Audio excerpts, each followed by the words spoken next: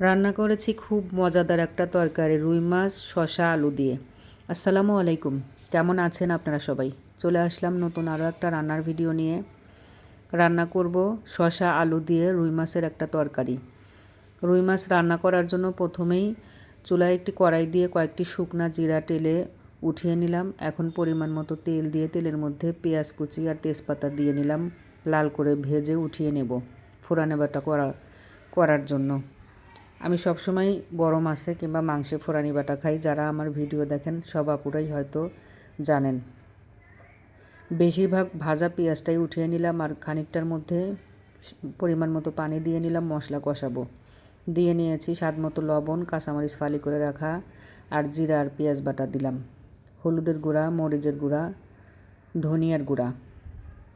মশলাগুলো সব দেওয়া হয়ে গেলে এখন মশলা সময় নিয়ে ভালোভাবে কষিয়ে নেব।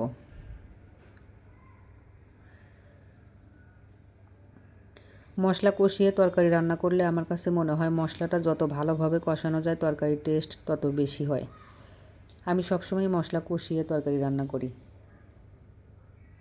মশলাটা কষানো হয়ে গেলে যখন তেল উপরে উঠে আসলো তখন দিয়ে নিলাম মাছের টুকরাগুলা।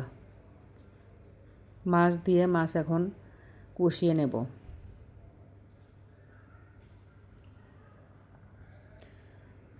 মাছটা কষানো হয়ে গেলে উল্টে পাল্টিয়ে দিচ্ছি, দুপাশই ভালোভাবে কষিয়ে নিচ্ছি। এই মাছটা আমি ভেজেও রান্না করতে পারতাম, কিন্তু আমি সবসময়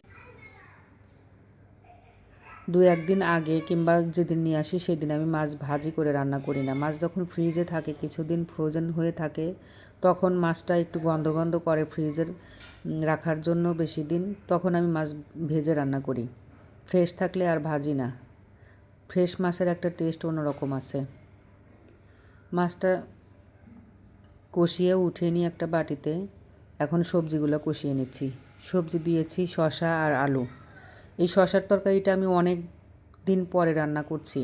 শসার তরকারিটা আমি অনেক বেশি ভালোবাসি। শসার ফ্লেভার তরকারিতে আমার খুব ভালো লাগে, কিন্তু শসা রান্না করলে আমার মেয়ে একদমই সেটা ছুঁয়েও দেখে না। এই কারণে শসার তরকারিটা খুব একটা রান্না করা হয় না। ভাবলাম ওকে অন্য কিছু করে দিব। শসার তরকারিটা রান্না করি অনেক দিন পর, শসা দিয়ে একটু তরকারি খেতে ইচ্ছে করছিল। সবজি কষানো হয়ে গেলে ঝোলের পানি দিয়ে নিয়ে উপর দিয়ে নিচ্ছি সেই কষানো মাছগুলো। মাছ দিয়ে ঢেকে দিয়ে এখন রান্না করে নেব। একদম রান্নাটা যখন শেষের দিকে তখন সেই ফোড়ানি বাটাটা, জিরা ভাজা, পেঁয়াজ বেরেস্তা ভাজা, তেজপাতা ভাজা, এগুলো পাটায় আমি সুন্দর করে বেটে নিয়েছি, সেই মশলা বাটাটাই দিয়ে নিলাম একদম শেষ প্রান্তে এসে, রান্নার শেষের দিকে এসে। একটু ঝোল ঝোল রাখবো এই তরকারিটা, খুব একটা ঝোলটা শুকাবো না, যেহেতু আলু আছে ঝোল শুষে নেবে। রান্নাটা আমার হয়ে গেছে। ভিডিওটা এই পর্যন্তই। আল্লাহ হাফেজ।